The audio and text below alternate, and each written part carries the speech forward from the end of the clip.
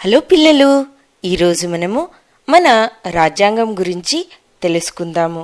మనము జనవరి 26వ తేదీన గణతంత్ర దినోత్సవం ఎందుకు జరుపుకుంటాము అనగా రిపబ్లిక్ డేని ఎందుకు జరుపుకుంటాము?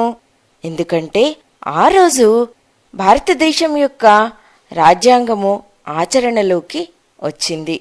డాక్టర్ భీమ్రావ్ అంబేద్కర్ ఆధ్వర్యంలో ఒక కమిటీ ఈ భారతదేశం యొక్క రాజ్యాంగాన్ని తయారు చేసింది. 1950 జనవరి 26న భారతదేశము ఒక స్వతంత్ర గణతంత్ర రాజ్యంగా మారింది. ఇప్పుడు భారతదేశం యొక్క జనాభా 123 కోట్లు. ఇప్పుడు భారతదేశము సార్వభౌమ ప్రజాతంత్ర లౌకిక దేశము. మన దేశం యొక్క లక్ష్యం ఏంటంటే దేశంలో ఉన్న ప్రతి భారతదేశ పౌరుడికి న్యాయాన్ని, స్వేచ్ఛను మరియు సమానత్వాన్ని అందించడం. మన రాజ్యాంగము మొదలు ఒక ప్రకటన నుండి మొదలవుతుంది, అనగా ఇది ముందు మాటగా చెప్పవచ్చు. ఇది మనకు మన రాజ్యాంగం యొక్క లక్ష్యాలను మరియు దాని గురించి సంక్షిప్తంగా కొన్ని విషయాలను తెలుపుతుంది. అయితే ప్రజాతంత్ర రాజ్యం అనగా ఏంటి? ప్రజాతంత్ర రాజ్యం అనగా ప్రజల చేత పాలించబడే రాజ్యం. మన దేశం ప్రజాతంత్ర రాజ్యం అనగా దీన్ని ఇంగ్లీష్లో డెమోక్రసీ అని అంటాము. దేశంలోని ప్రతి పౌరుడికి 18 సంవత్సరాలు నిండగానే తన యొక్క ప్రతినిధిని ఓటు వేసి ఎంచుకునే అధికారం ఉంది. ఇలా ఎంచుకున్న అభ్యర్థి రాజ్యాంగాన్ని అనుసరిస్తూ ప్రజలందరినీ పాలించాలి. భారతదేశంలో అన్ని మతాలు సమానము. ఏ మతం కూడా భారతదేశం యొక్క ప్రధాన మతమని సూచించబడలేదు. ఈ మతాలకు మరియు ప్రభుత్వానికి ఏ సంబంధము లేదు. భారతదేశం ఒక లౌకిక రాజ్యం, అనగా భారతదేశంలో ఉండే ప్రతి పౌరుడు మొదలు ఒక భారతీయుడు. ఆ పౌరుడు ఏ మతానికి సంబంధించినా కానీ మొదలు తను ఒక భారతీయుడు. తర్వాత సోషలిస్ట్. సోషలిస్ట్ అనగా సామ్యవాదం.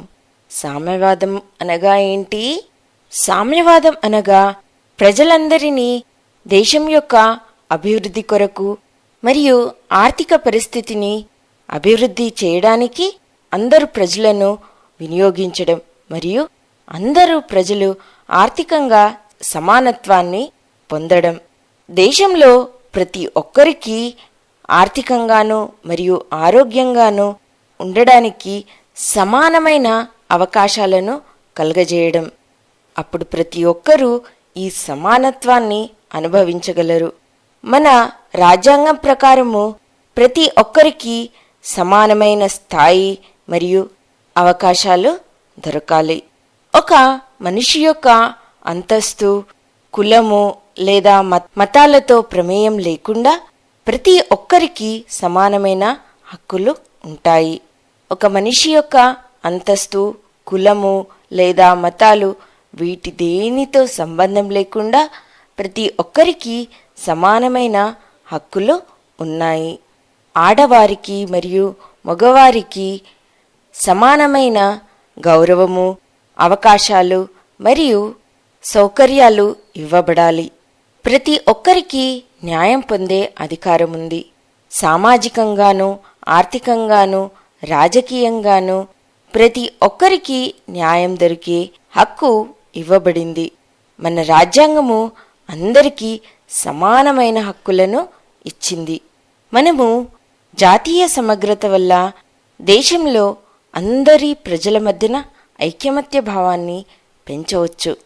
ప్రభుత్వము సమాజాన్ని మతము, కులము లేదా ఆర్థిక స్థితిపై విభజించడం ఆపివేసింది.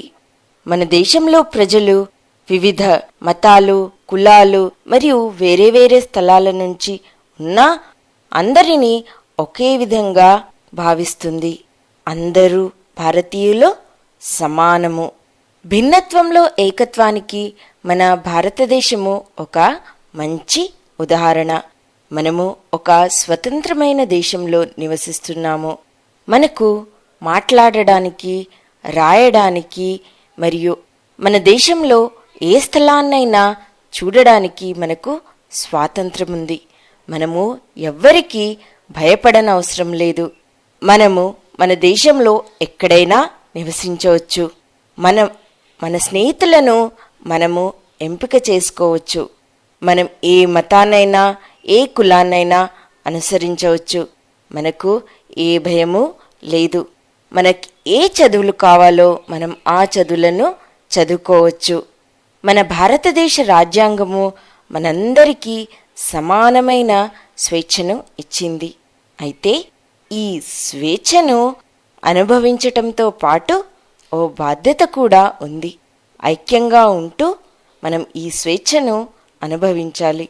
అందుకే మనమంతా కలిసి ఉండాలి. ఇప్పటికీ ఇంతే. బాయ్ బాయ్ పిల్లలు.